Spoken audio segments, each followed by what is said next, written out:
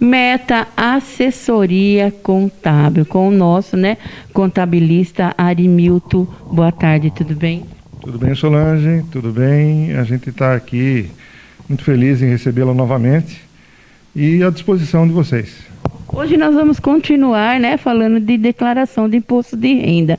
Nós já viemos aqui, né, na Meta Assessoria Contábil, falamos de prazo, falamos como fazer a declaração. Agora, nós já entregamos as nossas declarações de imposto de renda, né?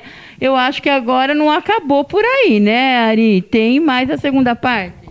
A grande dúvida é o seguinte: entreguei minha declaração, e agora? Eu não preciso fazer mais nada, ou tenho que tomar algum cuidado, tenho que fazer alguma coisa? E a gente tem algumas recomendações a esse respeito. Entreguei a declaração, cumpri o prazo, evitei uma multa e provavelmente, se eu entreguei, fui um dos primeiros, provavelmente eu receba, se tiver restituição, posso receber também primeiro, né? Mas a dica nossa é o seguinte: verificar se você não esqueceu de informar algum documento. Você tinha alguma informação lá e você esqueceu, ou algum item dos seus bens você não colocou o valor correto, enfim. Agora é a hora de fazer o rescaldo, que a gente diz, né? Fazer uma avaliação desses documentos, ver se você não esqueceu de nada e fazer a organização desses documentos para guardá-los por no mínimo 5 anos, que esse é o prazo que a Receita pede para que você tenha os documentos à disposição. Se ela precisar verificar alguma coisa ao longo desse tempo, tiver alguma dúvida, ela pode, o contribuinte está sempre sujeito a ser inquirido, a ser solicitado algum documento dele. Mas, Ari, então eu, assim, depois que eu entreguei a declaração, se eu esquecer alguma coisa, tem como eu estar regularizando isso? Sim, a gente chama isso de autorregularização.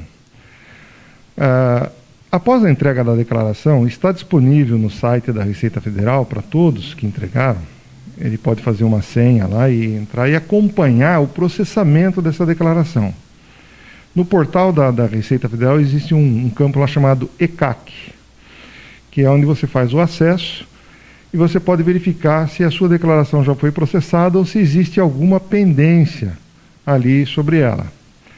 Então ali é o momento de você, se verificar que houve alguma pendência, algum problema, você entregar uma retificadora, tá?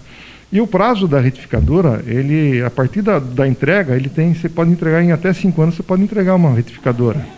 Hoje eu posso retificar as últimas 5 declarações que eu entreguei, porque eu constatei que havia esquecido um imóvel para informar ali, né? E esse imóvel eu já tenho ele há mais de 5 anos. E eu não coloquei porque eu achei que não era meu, porque era um imóvel de herança. Mas quando já fez a partilha, a posse pode ser, a gente chama assim, a pessoa fica com usos e frutos, mas ela já faz a doação para os filhos. Então, a posse é do donatário, do doador, aliás, e os donatários detêm o direito do bem. Então, esse bem tem que ser informado na declaração dos donatários. E às vezes a pessoa, não sabendo disso, ela fala: eu tenho uma casa que eu recebi de herança já faz uns 10 anos, mas eu nunca coloquei porque eu achei que não era minha, porque a minha mãe mora nela ainda. Sim, mas parte da casa é sua, dos seus irmãos, você declara na sua declaração de imposto de renda. Então, é o momento de você fazer essa autorregularização, ou esqueci de informar uma fonte de renda. Por isso que a minha declaração está lá parada, ela não foi processada ainda, ou ela deu uma pendência. Então, eu vou lá, faço a autorregularização. Quer dizer, é uma regularização que te é permitido antes de qualquer ação fiscal. Que uma vez que a Receita ela permite você fazer isso, você não fez a tempo, aí ela vem te notificar. Depois de notificado, você não pode modificar mais nada, tá? Aí você vai fazer as explicações através do auto de infração. Se tiver que pagar a multa, vai pagar. Então, assim, se eu fizer agora, né, depois eu não vou poder mais arrumar. Então, você pode mudar, você tem até 5 anos. Mas se a Receita fizer uma notificação para você, aí você não pode mais mudar. Uma observação importante é que as pessoas fazem a declaração no modelo simplificado ou no modelo completo. Tá? Ela fala assim, bom, agora eu quero mudar para o modelo simplificado porque é mais favorável para mim, mas eu entreguei inicialmente no modelo completo. Eu não posso mudar mais. Essa regra ela não permite você mudar o modelo de declaração, completa ou simplificada. Então é a única regra da autorregularização que não é permitida. Você já escolheu esse modelo lá atrás e agora você percebe que você esqueceu uma fonte de renda e com essa fonte de renda você paga mais no modelo que você escolheu. Não pode mudar, infelizmente essa é a regra. E o que seria análise de DARF aí? Que seria isso? A análise antecipada é exatamente o seguinte, eu percebi que a minha declaração ela não foi processada, ela tem uma pendência lá, e por isso está demorando para eu receber a minha restituição. Eles perceberam alguma coisa que... Eu não está saindo minha restituição, eu vi que ela foi processada, mas ela tem uma pendência, então eu peço a antecipação dessa regularização. Eu peço formalmente para a Receita Federal que ela antecipe essa análise, porque eu já corrigi, eu já fiz a correção e que ela volte a reanalisar a minha declaração para eu poder receber a restituição, ou para que fique tudo certo. E a restituição? Bom, a restituição nós temos, esse ano, como no ano passado, nós temos 5 lotes. Aliás, 2 já se foram. Foi 31 de maio e 30 de junho. 30 de junho está agora aqui, né? Que vai acontecer. Né? Em 31 de maio, que foi a primeira data, porque teve muitas pessoas que entregaram até antes de 30 de abril. Porque a declaração começou em março. Então, quem entregou em março, em abril, pode ser que já tenha recebido a restituição em 31 de maio. Foram as primeiras a serem entregues, já estavam processadas, estava tudo em ordem, a Receita já devolve. É aquilo que você disse, né? Anteriormente, quem acompanha o programa Convívio, né? O nosso contabilista disse, se você entregar primeiro, você tem a chance, né? É uma tendência, né? É uma tendência. Então, nós vamos ter ainda 30 de junho, que está para chegar, 30 de julho, 31 de agosto e 30 de setembro. São essas datas. O que a gente vê aí? É que fala, bom, e o valor que eu tenho que receber é aquele valor que foi retido e... Não, esse valor ele é corrigido pela Selic até a data da restituição, e quando ele chega no banco, olha, o seu valor está disponível lá no banco. A partir daquela data que ele é colocado no banco, ele fica lá mais um ano, ainda com correção de 1% ao mês. Tá? Então, agora, e dentro dessa ordem da restituição também, nós temos um detalhe. A lei previu o seguinte, uma regra para quem recebe primeiro. Isso o pessoal pergunta sempre, quem que tem uma regra? Então, existe uma regra. Tá? Os idosos têm preferência. Então, pela idade, a Receita Federal vai privilegiar os idosos, os aposentados, né? Num segundo momento, a Receita privilegiou aquele contribuinte que tem como maior fonte de renda o magistério. Então, o professor, nesse caso, ele está aí no segundo item como de preferência. E aí, feito esses dois, eliminado esses 2 itens, nós temos os demais contribuintes. E aí entra aquela questão que eu falei, né, de se você entregou primeiro, a tendência é que você também tenha a análise da sua declaração feita primeiro também, e aí a restituição, né? E as guardas dos documentos? Bom, isso é importante. Quando eu falei da análise lá no início, né, eu falo assim, você analisou, se você não esqueceu nada, você organizou seus documentos, colocou numa pasta para guardá-los por no mínimo 5 anos. Por que no mínimo 5 anos? Porque não existe um prazo máximo, eu posso guardar por 10, 15, 20 anos. Digamos que eu tenho um imóvel que eu comprei ou herdei, enfim, há mais de 20 anos. E eu estou trazendo o histórico desse imóvel. Se um dia eu for vender esse imóvel, eu tenho que fazer o cálculo do ganho de capital. Se eu tiver todo o histórico na mão, fica mais fácil. Eu tenho a escritura de compra, eu tenho as reformas que foram feitas nesse imóvel, eu tenho os valores que foram agregados em cada ano. Então isso é importante. No quesito imóveis para a guarda de documento, eu diria que não existe um prazo máximo.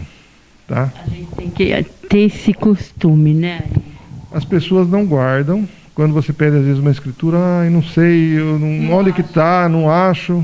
Aí você vai ter que se socorrer do cartório de registro, procurar lá um registro. E com relação a gastos efetivados do imóvel, para evitar pagar um imposto muito alto de um ganho de capital, é importante que você tenha esses dados muito bem guardados e anotados para você poder fazer esse cálculo numa eventual venda e não pagar um valor muito alto. E aí, respondendo ao que você perguntou da guarda dos documentos, a recomendação é que você guarde todos aqueles documentos que fizeram base da sua declaração. Os informes de rendimento, de salário, os informes financeiros, o livro caixa, o resumo de livro caixa. Quem é profissional liberal tem o livro caixa, né? As rendas recebidas, pensão alimentícia, herança, o DARF do recolhimento do Carnê-Leão, para quem faz o recolhimento antecipado também. Enfim, existe uma variedade de documentos que fizeram parte para você compor aquela declaração, que eles têm que estar ali guardadinho. Porque daqui, não vou nem dizer 4, 5 anos, mas daqui um ano a pessoa fala, e aquele, cadê? Então tem uma pasta, acostume a ter uma pasta, imposto de renda, e faça a sua guarda. Aqui, no nosso caso, para os nossos clientes, a gente faz essa guarda dos últimos 5 anos. E depois a gente entrega uma pastinha para o cliente e fala, essa aqui é a partir do 5º ano, mas guarde também. A gente recomenda sempre guardar. E isso já foi, serviu de benefício para o cliente, como eu falei, numa venda aí. E aí tínhamos o histórico todo daquele imóvel, o que facilitou também o trabalho para compor o ganho de capital. Então, olha, fica a dica aí para você, né? Que eu acho que é muito importante. Você que tem costume aí de não guardar, muitas vezes depois vai fazer falta para você, né? Procura guardar, que nem o Arimilton falou, né? Procura guardar, ter uma pastinha, tudo muito separado. Porque depois se torna mais fácil. Porque também pode ter aí mudança no valor de bem do imóveis, né, Ari? Essa é uma pergunta recorrente. Aí as pessoas que não tinham conhecimento técnico faziam o aumento do imóvel, do bem que possuía, de acordo com o valor de IPTU, o que é um grande erro. Grande erro. O imóvel ele tem que ser, pela regra da Receita, ele é registrado pelo seu valor histórico, ou seja, aquele valor que está na escritura pública ou no documento particular de compra que ele fez, e tudo o que aconteceu naquele imóvel. Por isso eu falei do controle, né? Se eu fiz uma reforma na casa onde eu moro, eu devo guardar as notas de material, os recibos do pedreiro, do eletricista, enfim. Eu fiz uma manutenção, aquele que vai valorizar aquele imóvel, né? Fiz uma reforma, fiz uma pintura, eu devo guardar todos esses documentos, porque eles agregam ao valor do imóvel. Então, se eu tenho um imóvel que eu paguei 10 mil reais, mas eu fiz uma reforma agora grande e gastei 50 mil reais agora, ele vai para 60. Se ao vender esse imóvel eu vendi por 100, a diferença entre 100 e 60 é muito menor do que 100 para 10. Então, para entender isso aí é muito simples. E a Receita Federal, hoje ela está assim, muito preparada para conseguir identificar essa mudança de valor. Então a recomendação é, você pode mudar o valor do imóvel? Não, você não pode mudar de qualquer jeito. Você só pode mudar nessas condições. Houve mudança no imóvel, houve uma reforma, uma construção nova, agreguei mais eu tinha casa, agora eu fiz edícula. Então eu agreguei mais uma parte do imóvel. Então isso valoriza o imóvel. Então aquele gasto efetivado ali, além da compra do terreno e da construção que já existia, tem mais uma construção nova ou uma reforma, isso vai agregar no valor do custo do imóvel. Eu estava aqui pensando enquanto, né, ele estava dizendo, nós precisamos ser organizados, né? Porque todo mundo, eu falo assim que toda entrevista que eu faço com contabilista, a maioria são todos organizados, né? Quem quer fazer contabilidade tem que ser uma pessoa organizada, né? Porque eu percebo, a organização é fundamental, né? Eu diria aí, agora puxando bem a sardinha para o nosso lado, mas realmente a gente tem visto que, por tanta exigência que a gente atende do fisco, a gente, os contadores, né, de uma maneira geral, assim como os advogados também, eles se pautam em ser organizados porque eles sabem que um detalhezinho pode favorecer ou prejudicar lá na frente. Então, onde o contador entra, realmente ele organiza. Ele não gosta...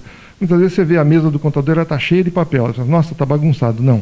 Aquela é a chamada bagunça organizada. Ele está trabalhando, por isso que está cheio de papel. Mas no final do dia, a mesa dele está em ordem. Porque ele classifica, organiza e fala assim, eu estou preparando para amanhã, o que eu vou fazer. E é assim que a gente tem que ser também. Então, eu diria, hoje, para todos os espectadores aí da TV, né, poderiam fazer como uma segunda opção. Mesmo, eu não vou ser contador, mas se você fizer, você vai ter uma noção muito grande de organização documental, e, enfim, de como funciona o nosso país também, nas regras tributárias e tudo mais. E também a faculdade de Direito. Quem faz Direito, eu falo assim, olha, muda a vida da pessoa, porque ela passa a enxergar o mundo diferente. Ela vê das suas responsabilidades, das exigências, enfim. São duas profissões que eu faço parte delas e enalteço mesmo, porque realmente isso mudou a minha concepção de trabalho, quando comecei a fazer desde o técnico em contabilidade, administração de empresas, depois o direito. Isso ajudou muito na minha carreira, na minha vida pessoal, inclusive. Então, isso eu recomendo para você, estudante, que está começando agora. O que eu devo fazer? Olha, são 3 cursos aí interessantes. Administração de empresas, ciências contábeis e o direito. E eu confirmo isso, porque eu já passei por vários escritórios de contabilidade, né? Com vários contabilistas, e todos eles são super organizados, né? Eu falo assim que eu fico impressionada. Pena que eu fiz contabilidade, mas depois não levei mais para frente, né? Porque na realidade a organização. Eu só entrei nesse detalhe porque também, né, no imposto de renda você tem que guardar seus documentos. Você só vai guardar se você é organizado, né? Você aqui como contador tá dando a dica aqui o que tem que acontecer, mas não adianta. Depois a pessoa chega em casa e não é organizada. Então tem que se organizar, né? Porque senão chega o ano que vem, precisa entregar o imposto de renda, você não acha nada se você não tem um escritório de contabilidade. Queria até que você comentasse antes da gente terminar. Eu quero primeiro dizer para você que você falou assim, infelizmente eu não segui, mas felizmente para nós, você hoje é uma repórter, é uma entrevistadora, tem o seu programa, que dá essa oportunidade de levar o conhecimento às pessoas também. Eu acho que, mas tudo na vida você estudou, você aprendeu, não é perdido. Tudo é conhecimento acumulado, né? Então, se hoje você está aqui me entrevistando, mas você já tem uma base também do que é que você vai perguntar, o que você tem essa noção como jornalista, que é um outro campo também. O jornalista, ele tem uma amplitude muito maior, porque ele conhece várias coisas. Muito legal. Solange, com relação à organização, acho que a gente já falou. Eu acho que o contribuinte normalmente procura um profissional da contabilidade ou até um advogado para fazer a sua declaração, porque sabe que ele vai cuidar bem, né? Como eu já disse em outra oportunidade, cada um no seu quadrado, né? E quando eu preciso de alguma coisa que não é no meu ramo, eu vou procurar um profissional e vou procurar um bom profissional, porque eu não vou errar.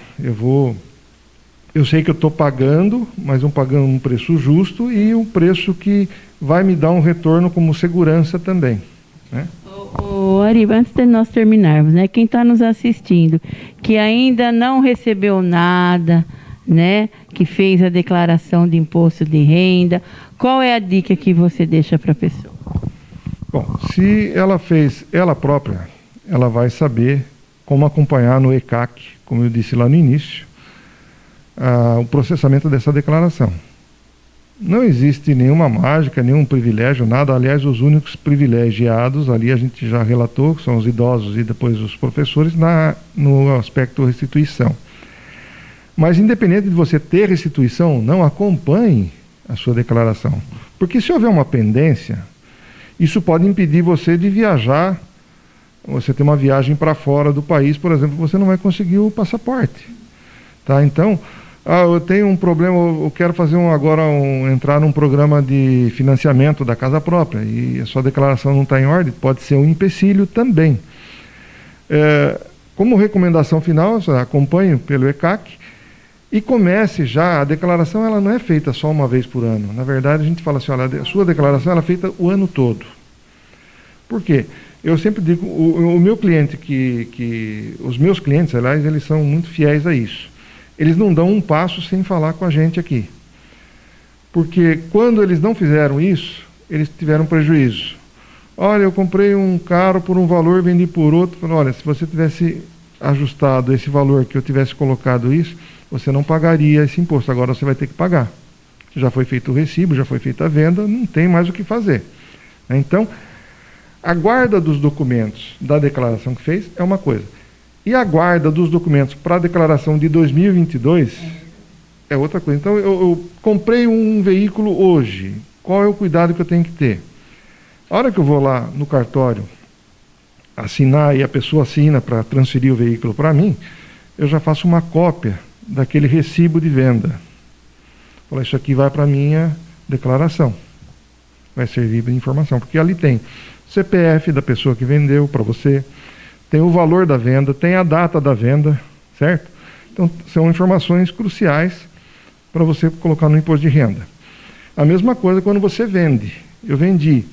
Então, faça uma cópia do recibo de venda na hora que você vai transferir o veículo para outra pessoa. Eu comprei um terreno. Tem escritura? Não, não tem. Tem um compromisso particular, mas a Receita diz, olha, não é porque você não passou a escritura que você não vai informar. Você tem que informar quando aconteceu o fato e qual é o documento que você tem. Então, é o documento qualquer. É um contrato particular. Então, esse contrato vai ser informado. Porque foi a data que você pagou, que o seu dinheiro saiu do banco e foi para outra pessoa.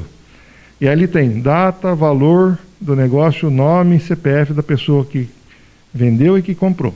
Então, tanto vale para compra como para venda. Então, a guarda desses documentos e o controle disso durante o ano, até de janeiro deste ano até 31 de dezembro, ela é primordial para que a hora que você chega o momento de fazer a sua declaração lá ano que vem, você esteja com tudo em ordem.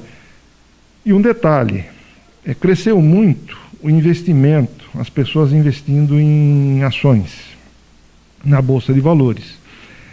Então, há pouco tempo tinha lá uma fila enorme de jovens lá na Receita Federal, acho que eu já falei isso em outra entrevista também. Porque eles não sabiam. Mas eu comprei só um lotinho de 10 ações só para testar. O fato de você ter feito essa movimentação te obriga a entregar a declaração. Não entregou, tem multa.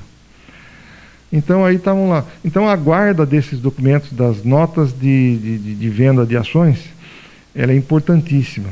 Não deixa para pedir lá o ano que vem, quando chegar. Vai já acumulando essas notas, guardando em ordem crescente, para na hora que tiver que fazer a declaração, então todas as notas de corretagem estão aqui. Aí o contador, ou se você mesmo vai fazer sua declaração, tem condições de avaliar. E preencher a planilha de cálculo do custo médio, da venda de ações, compra e venda de ações, que as pessoas não sabem disso também. Quem entrou agora no mercado acaba não sabendo desse detalhe. Então, tem dúvida? Consulte um profissional da área, procura se informar, estudar, que fala assim, é difícil fazer? Para nós aqui hoje estamos habituados, é muito menos difícil. Mas ainda assim a gente tem dificuldade, a gente estuda todo ano também as regras, o que mudou, o que não mudou, para poder fazer a declaração. É uma obrigação legal e eu acho que todo mundo tem que estar atento, porque isso pode tanto te ajudar como pode te prejudicar se você não fizer. Ari, muito obrigado pelas dicas aí. Eu falo assim que é muito importante para nós, né? Para os nossos telespectadores ficar muito bem informado, né? Então, precisando, Meta Assessoria Contábil está aqui também para ajudar, né? Sempre te atendendo com mais carinho. Mas semana que vem nós vamos ter mais coisas novas aí, Milton. Muito obrigado. Que Deus te abençoe. Obrigado, Solange. Eu deixo esse material para vocês. Se vocês quiserem fazer alguma divulgação, fiquem à vontade também.